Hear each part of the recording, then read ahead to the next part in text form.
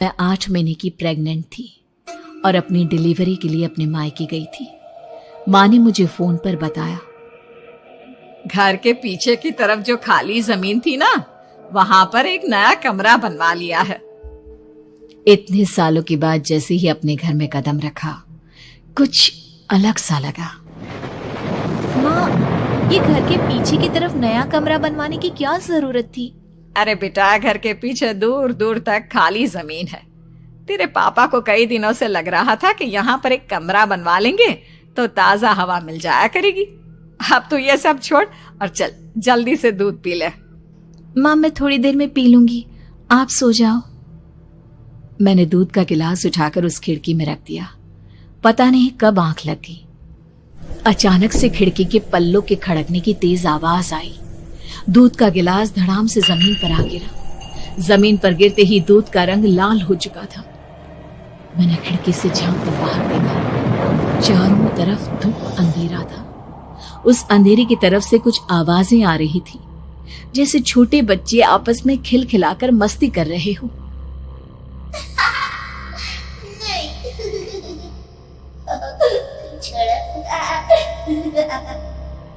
इतनी रात को इतने घनघोर अंधेरे में बच्चों की आवाज कैसे आ रही है? घड़ी में वक्त देखा तो ठीक 12 बजे थे। देखकर मैं सन्न रह गई। बुरी आत्माओं और भूतों की कई कहानियां मैं सुन चुकी थी। वक्त भी कुछ ऐसा ही था। ऊपर से मैं प्रेग्नेंट। सुना था कि ऐसे वक्त में अक्सर बुरी आत्माएं औरतों का पीछा करती है, तो क्या मेरे पीछे भी? पसीने से तरबतर बड़ी मुश्किल से, जैसे कांपते हाथों से मैंने उस खिड़की को बंद किया। जल्दी से जल्दी उस कमरे से बाहर निकलकर माँ के पास जाने के बारे में सोचा, लेकिन जैसे ही दरवाजे की तरफ पलटी, लगा कोई साया हवा की स्पीड से दरवाजे के सामने से गुजर गया। मेरे गले में अटक कर रह गई। मैं जोर से चीख कर माँ को बुलाना चाहती थी, लेकिन वो आवाज खुद मेरे कानों तक नहीं पहुंच पा रही थी।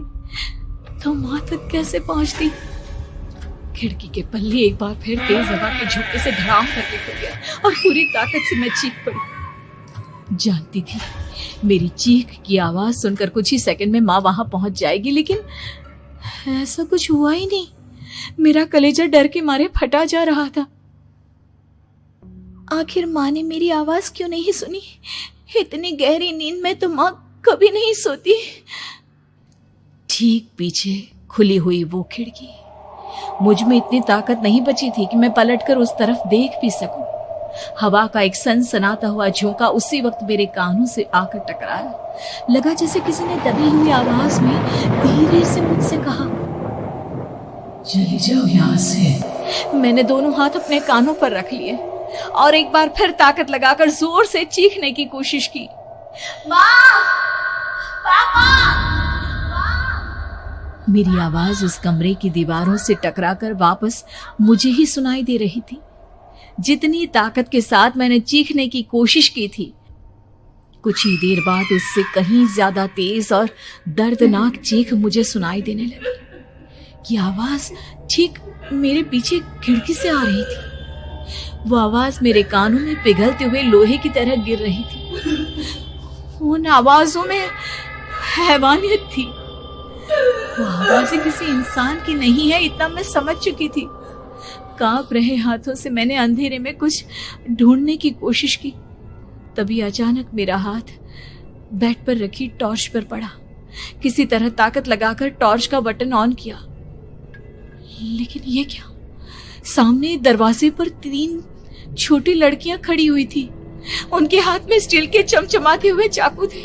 मैं घबराकर लड़खड़ाई और पीछे की तरफ हटी, लेकिन तब तक वो मेरे पास आ चुकी थी। उनकी गर्दन टेढ़ी थी और उनके हाथों के वो चाकू मेरे पेट को निशाना बनाने को तैयार।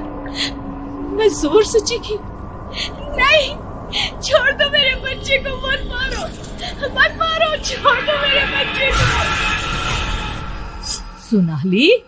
सोनाली, क्या हुआ बेटा? तू इतनी डरी हुई क्यों है? पूछ बेटा, क्या हुआ? हड़बड़ाकर मैंने अपनी आंखें खोली। देखा तो दिन निकल आया था। माँ मुझे जगा रही थी। मेरा चेहरा पूरा पसीने से लथपथ था। क्या हुआ बेटा, तुमने कोई बुरा सपना देखा क्या? मैं अभी तक अपने पूरे होश में नहीं थी। वो मेरे बच्चे को मार देगी माँ। वो लड़की मेरे बच्चे को। मैंने घबराकर अपने पेट को छुआ। सब कुछ ठीक था।